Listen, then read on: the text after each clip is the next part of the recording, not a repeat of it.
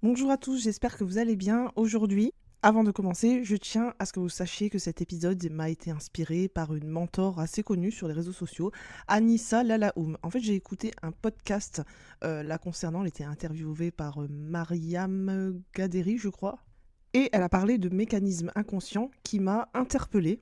Et c'est un sujet que j'avais grandement envie de partager avec vous et faire une corrélation avec le human design. Donc entrons dans le vif du sujet. La première chose que j'ai envie de dire, c'est que pour moi, les mécanismes inconscients sont reliés au thème de non-soi. Alors le thème de non-soi n'est pas seulement associé au type énergétique, mais il est aussi associé à chacun des éléments qui sont sur la carte Human Design. C'est associé à chaque centre énergétique, c'est associé aussi à chaque canal, à chaque porte. On retrouve toujours un thème de non-soi dans chacun des éléments. Et comme j'ai déjà pu l'expliquer au cours de mes épisodes, ces thèmes de non-soi sont des indicateurs que vous vivez en dehors de votre stratégie et votre autorité. Et du coup, vous êtes hors alignement. Et on va vivre des schémas de manière répétitive, par exemple avoir plusieurs projets et ne jamais les terminer, se sentir toujours frustré, ou encore se sentir mis de côté, etc. etc. Le fait de prendre conscience de ces schémas permet de les repérer plus tôt et de choisir une action différente. Par exemple, attendre un bon moment pour informer ou attendre une invitation, discerner ce qui résonne, savoir prendre la bonne décision pour soi et surtout ne pas prendre des décisions par la peur. Je vais te donner un exemple. Pour le générateur, le thème de non-soi, c'est la frustration. Par exemple, un générateur qui va se lancer dans un projet parce que quelqu'un d'autre l'a demandé ou parce que ça lui semble une bonne idée sans attendre que quelque chose résonne intérieurement. À la fin, il va se sentir coincé, épuisé, frustré parce qu'il n'a pas fait ce qui lui apporte de satisfaction réelle. Un autre mécanisme que j'ai repéré auprès des profils 5-1, parce que déjà j'en côtoie beaucoup et j'en ai aussi beaucoup rencontré dans ma clientèle, c'est qu'ils sont piégés par leur propre projection. Ce que les autres attendent d'eux, ils acceptent ce rôle externe qui leur correspond pas vraiment. En plus, je le rappelle souvent, le 5-1 a un peu ce rôle de sauveur. Observez un peu autour de vous les 5-1, bien sûr ce serait dans vos proches si vous connaissez leur date de naissance et tout ça. Une personne qui est 5-1 et qui n'en est pas consciente, elle peut accepter un peu tout et n'importe quoi pour sauver les autres et pour être dans la projection des autres, c'est-à-dire qu'elle va accepter toutes sortes de missions, même si ça ne lui convient pas profondément. Donc là, ce sont des thèmes que j'ai donnés, un peu quelques exemples, mais j'ai vraiment envie de parler le fin fond du mécanisme inconscient, qu'est-ce que c'est, quelles sont les réactions et comment on peut les transformer, parce qu'on n'en est pas conscient.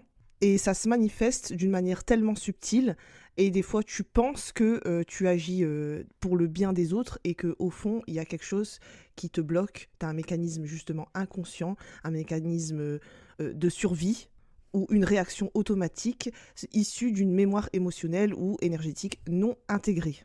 Et pour moi, le mécanisme inconscient, c'est quelque chose que l'on va mettre en place. Souvent, c'est très tôt, ça se passe entre 0 et 7 ans, c'est là où on va être en phase de construction, pour éviter de revivre une certaine douleur, que ce soit le rejet, l'abandon, l'humiliation, l'impuissance, etc. On va créer des mécanismes inconscients dans nos comportements. Et pourquoi je parle d'inconscient? Parce qu'on n'en a pas conscience et que c'est lui qui va guider nos choix et non notre autorité intérieure. Et on croit que c'est nous, mais en fait c'est une protection intérieure qui va agir à notre place. Alors avant d'approfondir, j'ai pas envie de vous faire culpabiliser, au contraire j'ai envie de vous éveiller sur le sujet. Cet épisode aussi me tenait à cœur parce que c'est quelque chose que je rencontre régulièrement dans mon entourage. Et quelque part, ils m'ont inspiré à créer cet épisode. Alors je vais commencer par le syndrome du sauveur. C'est l'un des syndromes que je vois régulièrement, que je repère facilement, et ce mécanisme, il apparaît souvent chez les profils avec les lignes 5, et notamment chez les profils 5-1. Et j'ai aussi vu apparaître ce type de mécanisme chez certains projecteurs, justement, qui n'ont pas conscience qu'ils sont projecteurs. Et le mécanisme naturel, c'est de vouloir aider, sauver, réparer les autres pour éviter justement de ressentir leur propre impuissance ou ressentir leur vide intérieur. J'ai un exemple type, puisqu'il y a quelqu'un dans ma famille souvent, et je pense que si un jour elle écoute cet épisode, elle va se reconnaître. Et elle m'a dit un truc intéressant, dans le sens où j'ai vu qu'elle était en mode sauveur. Elle m'a dit « Oh, mais je suis déçue d'apprendre que tu as bu beaucoup d'alcool quand tu es partie en Espagne. Tu te rends compte avec tout ce qui se passe, tu sais très bien ce que l'alcool peut provoquer sur ta santé, ça peut être vraiment très grave. » Alors non pas qu'elle ait tort dans ce qu'elle ait dit, mais si on y réfléchit bien, ça ne la regarde pas.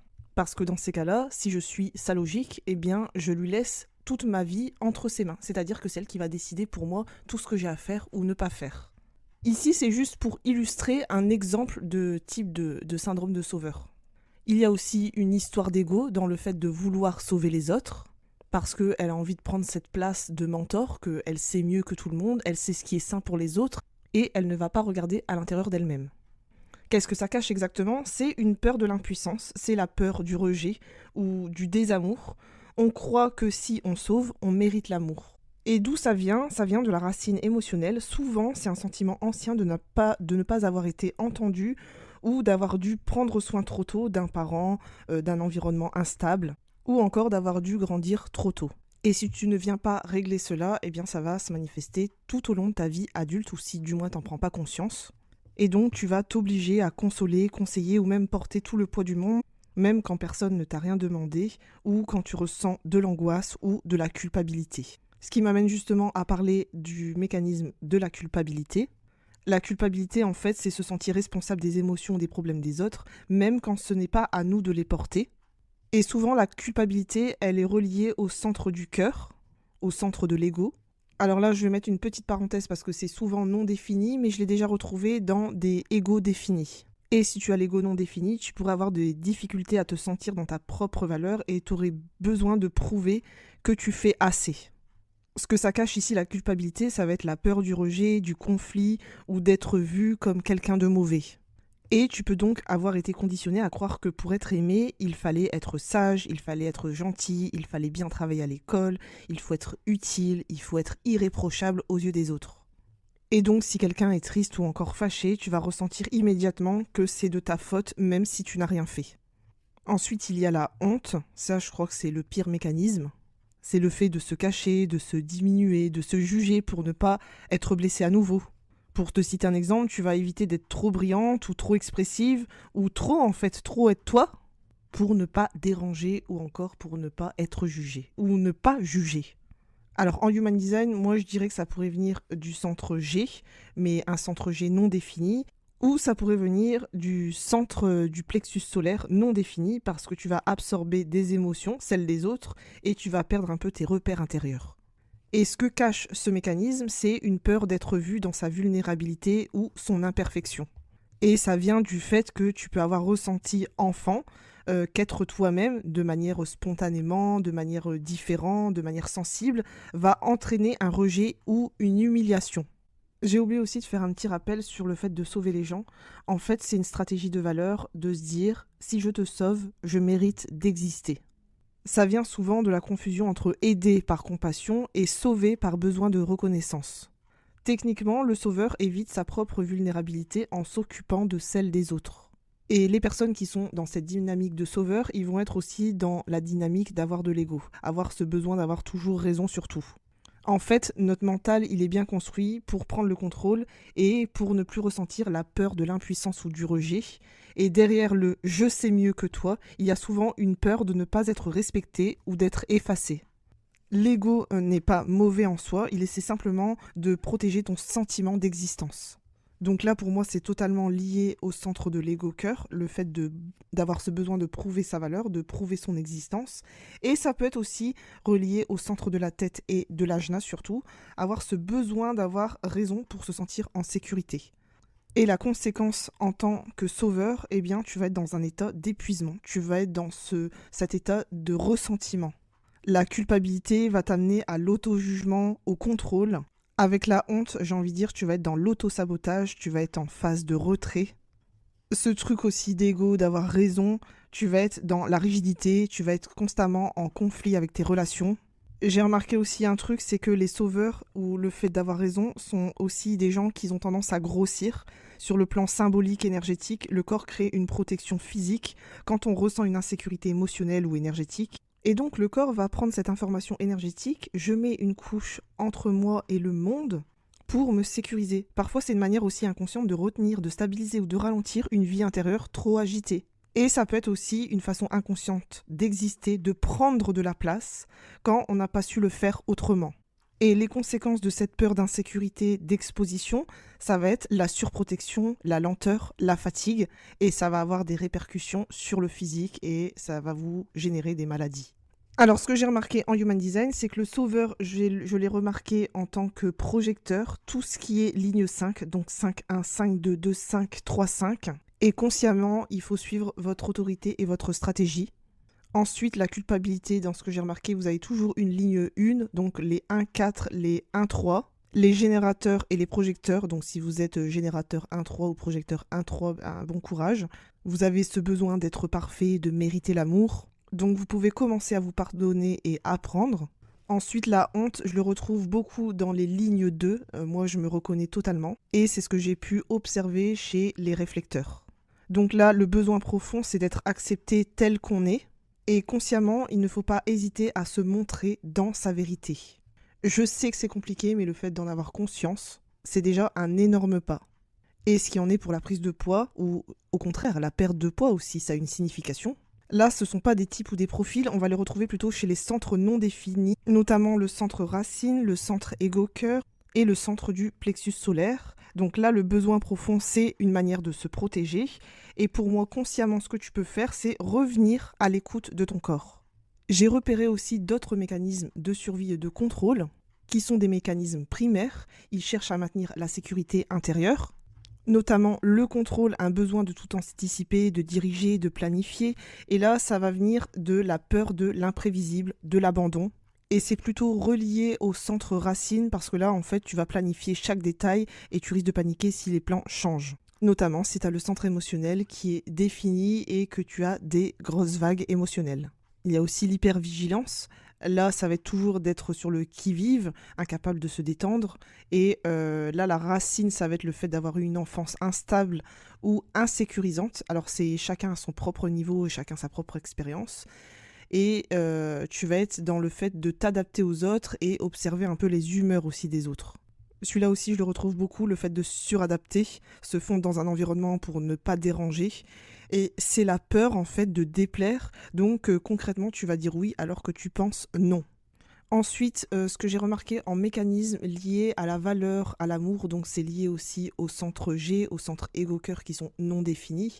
Le fait d'être perfectionniste, de chercher à éviter l'erreur pour ne pas être critiqué, c'est dû à la peur de l'humiliation ou du rejet et tu vas refuser de commencer si tout n'est pas parfait. Ça, je l'ai beaucoup rencontré dans les gens qui entreprennent des projets, ils veulent que tout soit parfait dans leur vision. La comparaison aussi revient régulièrement, c'est un manque d'estime de soi et du coup, tu risquerais de te sentir inférieur si quelqu'un d'autre réussit mieux que toi. En tout cas, c'est toi ce que tu crois. Ce qu'on peut remarquer aussi avec le besoin d'avoir raison, c'est le fait de s'attacher à des opinions pour exister. Centre Ajna défini, complètement rigide. Bon, bien sûr, on a aussi le triangle de Karman, la victimisation, croire que la vie ou les autres sont responsables de ce qui nous arrive. Et du coup, on s'empêche d'être soi et on évite d'être responsable aussi de soi. Et si on continue dans ce triangle, il y a le sauveur, le persécuteur et bien sûr la victime. C'est je te sauve, tu me trahis, je te blâme. Donc c'est relié au centre égo-cœur et au centre du plexus solaire. Ensuite, on a des mécanismes qui sont répétitifs, comme le fait d'attirer toujours le même type de relation. Notamment en amour, c'est ce qu'on peut remarquer. Ce qui fait que tu dois avoir un programme bien ancré en toi au niveau affectif qui n'a pas été guéri. Il y a aussi l'auto-sabotage. Donc la croyance ici, c'est je ne mérite pas. Et du coup, tu vas faire tout ce que tu peux faire intérieurement et inconsciemment pour échouer. La dépendance aussi affective, là, c'est une confusion entre amour et passion. Et tu vas avoir ce truc de paniquer quand l'autre s'éloigne. Il y a un autre mécanisme que j'ai remarqué, et ça se voit chez la plupart des femmes qui sont grandes sœurs de la famille, c'est la surresponsabilisation, c'est croire qu'on doit tout porter pour éviter le chaos. Donc en gros, tu vas t'occuper de tout pour tout le monde, même si ça ne te concerne pas. Et techniquement, comment tu vas transformer ces mécanismes inconscients, sans lutter contre eux bien sûr? Eh bien la première chose, c'est d'en avoir conscience, et qu'on ne peut pas supprimer un mécanisme inconscient. C'est quelque chose qui a été programmé, mais qu'on peut aller déprogrammer et reprogrammer. Deuxièmement, je suis ravie de t'avoir éclairé sur ce chemin. Et ensuite, ce que je t'invite à faire, c'est écouter ton corps. Écouter tes besoins et ne pas tomber dans le piège du triangle de Karpman. Ça fait plusieurs fois que je vous parle du triangle de Karpman, alors je ne sais pas si vous connaissez, mais c'est un outil très intéressant, peut-être que je vais le développer dans un autre podcast, n'hésitez pas à me le dire. Et donc là, techniquement, pour le mécanisme du sauveur, Il faut que tu prennes tes responsabilités, que tu as la capacité de te gérer toi-même et que tu n'as pas à intervenir pour les autres. Tu peux tout à fait faire confiance au silence. Ne rien faire est parfois la plus grande aide que tu puisses apporter. Donc c'est simple, si tu as envie de dire quelque chose pour sauver quelqu'un, eh bien reviens à toi et demande-toi, est-ce que cette aide a-t-elle été demandée? Ensuite, la culpabilité, ça aussi, tu peux la modifier, tu peux modifier ce programme en identifiant la responsabilité réelle et te demander, suis-je vraiment responsable de ce qui s'est passé? Et même si tu es responsable, tu peux pratiquer la compassion envers toi-même. Ensuite, la honte, déjà la nommer, c'est bien. Ça désamorce la situation. La honte, c'est pas une vérité, c'est juste une émotion. Et tu peux travailler sur ton regard sur toi-même, te regarder dans le miroir avec bienveillance. Il n'y a qu'une seule personne à qui tu dois faire attention tout au long de ta vie, c'est bien toi-même. Et ce que je te conseille en exercice, c'est de pratiquer la respiration lente avec la poitrine pour te reconnecter à ta dignité naturelle. Notre corps est un formidable outil justement pour se développer, pour se reconnecter, pour avoir des informations. Le corps est là pour donner des tas d'informations. À toi de les traduire, à toi de les comprendre. Ensuite, on a le besoin d'avoir toujours raison, sur tout. Pourquoi as-tu ce besoin de convaincre absolument? Tu peux juste partager ta vérité du moment et dire comme ça, voici mon point de vue, c'est pas la vérité, ça n'engage que moi, voilà ce que je pense. Et tu peux très bien chercher à comprendre l'autre plutôt qu'à gagner la conversation. Ensuite, la victimisation, alors ça, je pense que c'est ce que je déteste. La peur d'assumer son propre pouvoir. Et quelque part, pour moi, c'est une manière inconsciente d'obtenir de l'attention ou de se protéger d'un monde perçu comme injuste. Et reprendre ton pouvoir sur tes choix, c'est te dire quelle part de moi a accepté ça. Tu peux quitter le récit de la fatalité et t'engager dans un récit plus positif. C'est un schéma intérieur que tu te crées, tu t'auto-critiques, tu t'auto-juges et tu te laisses croire à toi-même que le monde est contre toi. Alors oui, tu as le droit d'être triste, tu as le droit d'être en colère et tu peux l'exprimer de manière saine. Tu peux le faire en parlant ou en mouvement ou tu peux encore écrire. Tu peux très bien retirer une leçon de la situation et pas chercher un coupable. Et ensuite, j'ai envie de parler de la prise de poids. Alors là, il faut arrêter de lutter contre le corps parce que, en fait, le corps, encore une fois, c'est un messager. Tu peux parler à ton corps avec respect, lui dire « merci de me protéger ». Que veux-tu me montrer aujourd'hui? Et commencer à travailler sur ta sécurité intérieure. Et tu peux le faire en exprimant tes émotions refoulées, que ce soit tes peurs, ta colère, ou si tu as des larmes à lâcher. Et sachant que ton corps, c'est ton véhicule pour ta vie, tu n'es pas obligé de le maltraiter, tu peux très bien lui parler. Si tu continues à dire à ton corps qu'il est gros, il restera. Donc là, moi, ce que je t'invite à faire, c'est une pratique d'ancrage, écouter ton ventre et être tendre avec toi-même. Donc voilà, c'est la fin de ce podcast, j'espère que ça vous a plu. J'ai essayé de décrypter un maximum de mécanismes que j'ai repérés. Peut-être qu'il y en a d'autres et que je n'ai pas encore conscience. Et n'hésitez pas à m'en faire part en commentaire. Sur ce, je vous laisse et je vous dis à bientôt.